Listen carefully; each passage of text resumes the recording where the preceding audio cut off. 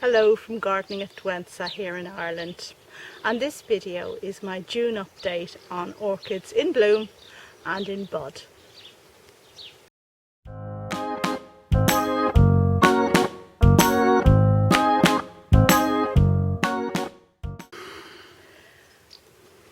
Okay, so now we're going to talk about the orchids I have in bloom, and the very first one I'm going to start with is this magnificent Cattleya purpurata, and isn't she a fantastic beauty this year? Such a fine specimen. I'm really proud of how well she's done.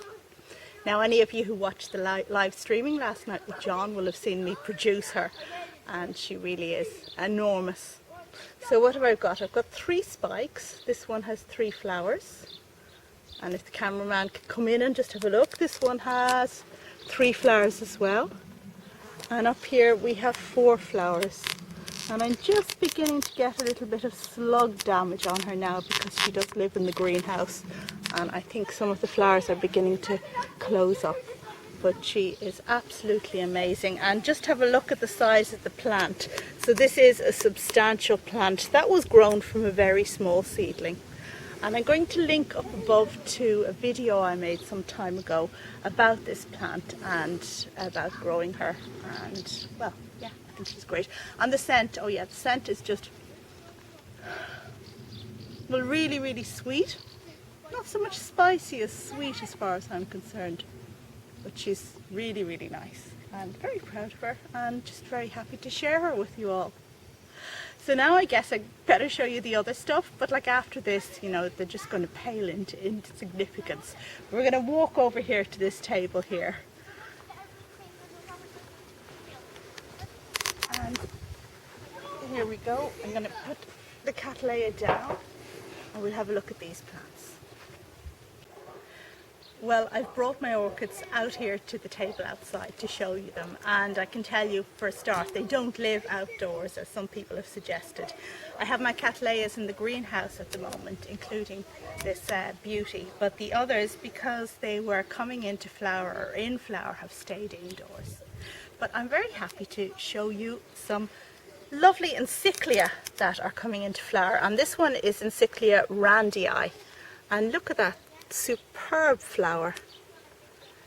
Now let me see, I've had this one a year and a half and it's its first flowering, but I'm really pleased with how large these flowers are. Now we've got a bit of recurvature of the petals, perhaps due to lack of moisture, I'm not quite sure, but it is pretty. I'm going to, now there's no scent that I can detect, but well, I guess, you know, sometimes things don't have a scent the first time they bloom and it comes out over time, but that, very pleased with that. So that's randii, and the great thing about it as well, it flowers on such a small plant. You don't have to wait like with the Cattleya purpurata until it's a giant before you see anything.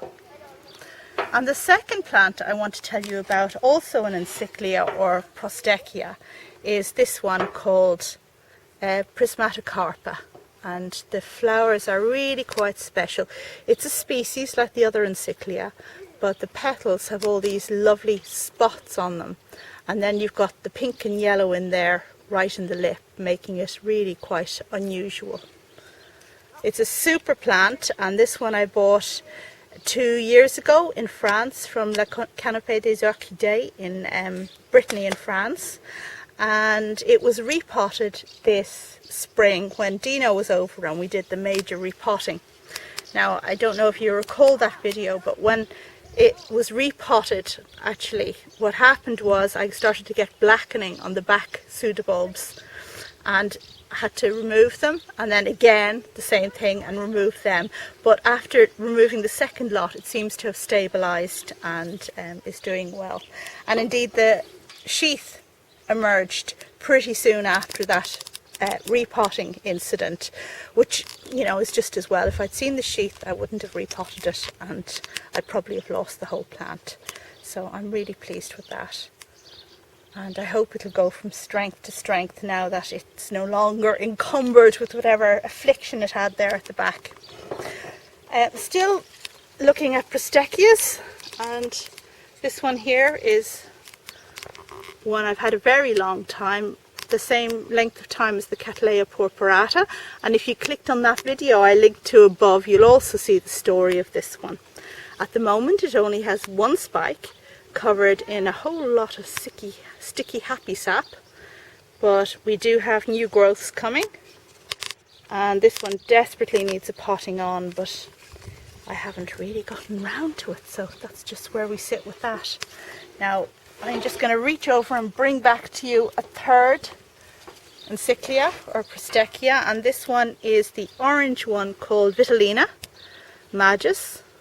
Second flowering from me, and this time with 4 flowers, one of which isn't quite open yet, but such a fantastic orange colour. This came to me at the same time as the Encyclia randii, but it flowered already, and this is the second flowering. I think the last time it had 1 or 2 flowers, so there's definitely more this time, and I hope that the plant will go from strength to strength and give me more and more flowers as time goes on.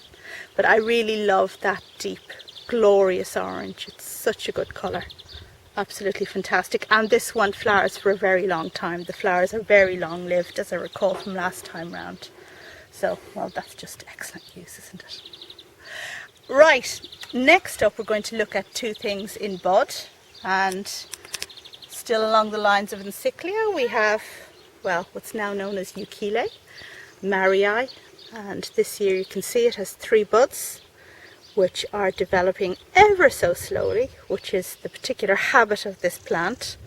But these flowers are amazing when they're open. They are enormous and white with a green throat, and definitely, even if you don't like encyclias, even if you don't like orchids, these flowers are really something special and worth having. So that's in bud, and also in bud with 3 spikes is my Rodriguezia. And where are the spikes? There's 1. There's 2. Okay, so this one has 1, 2, 3, 4, 5 buds on it. The other one has 1, 2, 3, 4. And if we turn around here, there's another spike coming there. And I think that might be it. But it's done really well. I think there might be another spike coming in there that we can't see yet.